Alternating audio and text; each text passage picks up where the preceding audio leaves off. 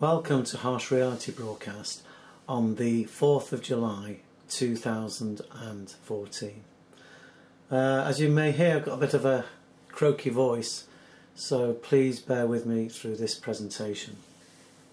The title of this presentation is called "It's 2007 All Over Again, but Much Worse." Here we go. The Dow Jones breaks a 17,000 barrier. Encouraging jobs data sent America blue chip stock market index above the psychological important level. And the reason why I've been delaying my broadcasts recently, I was actually waiting for the Dow Jones to break through 17,000. And here we are. It's what I expected. And I expected it because I know that governments are not facing reality. Here's another article from The Guardian. Dow Jones index soars to record high after US data shows job creation surge. Well, there may have been more jobs, but what type of jobs are they creating and are they sustainable? And that's the question I always ask. Here we go. The elephant in the room. And the elephant in the room is debt. And I am surprised that the debt has been allowed to get to such high levels. I really would have thought there would have been some prudence, but that has not been the case.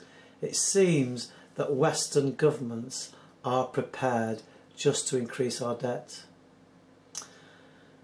And this caption says, "We have to talk about the elephant in the room," and somebody says, "What elephant?" It's a bit like me saying we have to talk about the elephant in the room, but it's a bit like other people saying what elephant. They don't see it. This is an interesting article from the Telegraph, and this shows a little bit more reality. It says here, "We must end this addiction to debt as the engine of growth."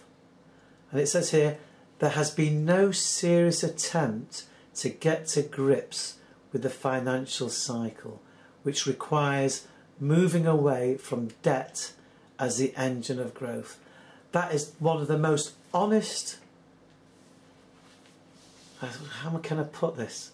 This is probably one of the most honest headlines I've ever seen. I'm surprised actually that this is actually shown in the mainstream media. But if you talk to anybody else, they say everything is rosy in the garden. They don't seem to realise the debt that is creating this so-called recovery. Here we go. Government borrows $1 billion more than expected in May. Now, people can't really get their heads around what $1 billion is. It's a massive amount of money, but they're saying $1 billion more. Analysts are concerned by a shortfall in tax receipts as government struggles to bring deficit in line with target. Now, you've got to remember the debt is always increasing, and year on year we still have a deficit. In other words, that increases the debt. We don't seem to be able to reduce the debt. There's just too many unfunded liabilities now. The government have promised things that they can't deliver. Now, I received an email from my friend Steve.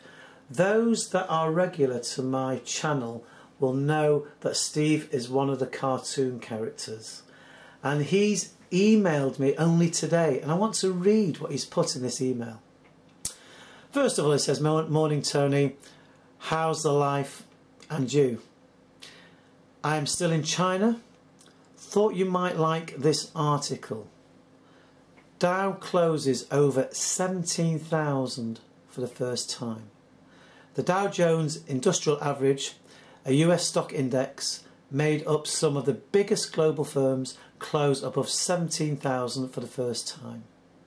He's given me a link for the BBC, and he's also put, "Interestingly, last week the Chinese government reduced the reserve capital that banks have to hold, particularly if they give loans to smaller businesses and agriculture.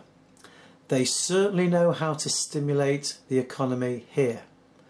GDP growth should be 7.4% this year. Take care. Best, Steve. Well, I just had to reply in my normal way. And this is what I put. You are quite right, the Dow has reached a new record heights, and this appears to be good news from the mainstream media. However, take a few minutes to reflect why the Dow Jones is so high. Reflect on this. Number one, debt ceiling in the US has been abandoned. Number two, ultra low interest rates.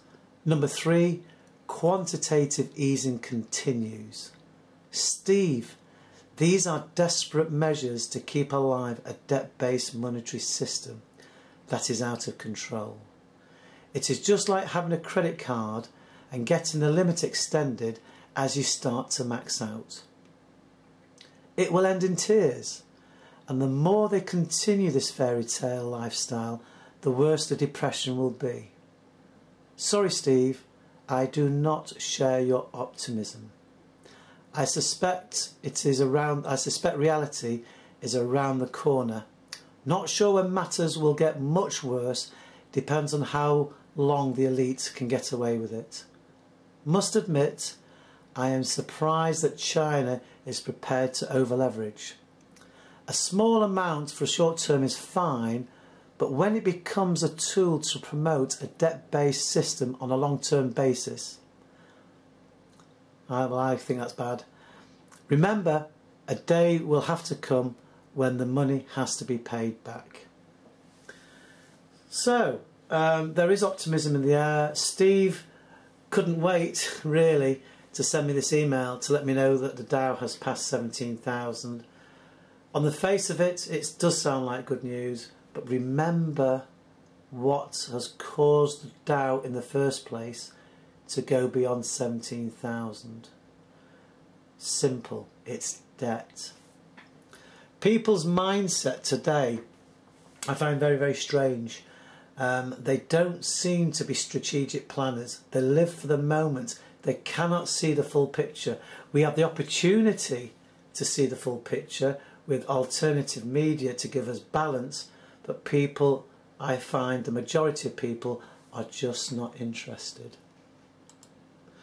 Now, this is a video that I produced back on the 7th of December 2011, and it's called Welcome to Victorian Britain Following a Debt Binge. And I'd like to play this again because I do think it's pertinent.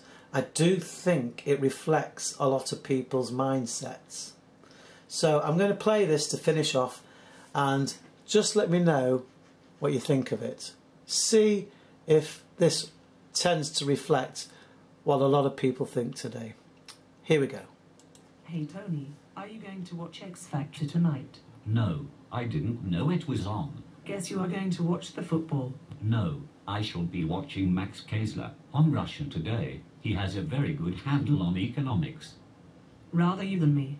After X Factor, Big Brother is on. Cannot wait for that. Then after that, off to the pub to get hammered. Lighten up, Tony. You take life too seriously. It's not that I take life too seriously, Tracy. It's just that I think people today are living in a fool's paradise. My motto is, live for today, and to hell with tomorrow. All very well, Tracy, but tomorrow comes. Hey Tony, have you seen my new shoes? Such quality, only cost £200. Mind you, I better get myself a new handbag. Saw a great one for £300. I have got bored with the handbag I got last year. Take a chill pill, Tony. You only live once. Tracy, I guess as an administration assistant, you paid about £18,000 per year. I wish. I have not yet reached the maximum on my pay scale. I just hope you are not in debt. Get real, Tony. Everyone is in debt. Anyway, it's only money. I am not even going to ask how much you owe. I don't mind telling you, it's about £25,000. Hey, but who is counting?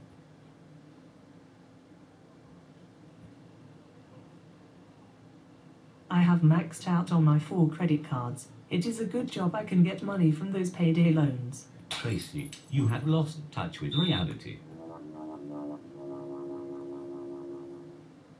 I am having fun. Why lead a boring life? Have you thought about how you are going to pay your debts back? No, but I am sure it will all work out in the end.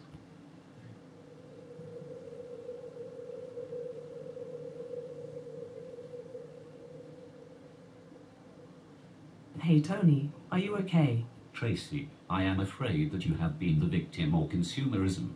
The banks have lent out too much money, partly through the introduction of credit cards. Make no mistake, this has been inflationary, as it has debased our money supply, but this is the real kick. People like you are paying a massive interest on your loans and credit cards to the banking elite, who are becoming very rich as a result. I am sorry to say this, Tracy, but you have become a wage slave. And to make things worse, most Western countries have borrowed like you. And guess who benefits? Yes, the banking elite. Welcome to Victorian Britain. The redistribution of wealth to the banking elite continues.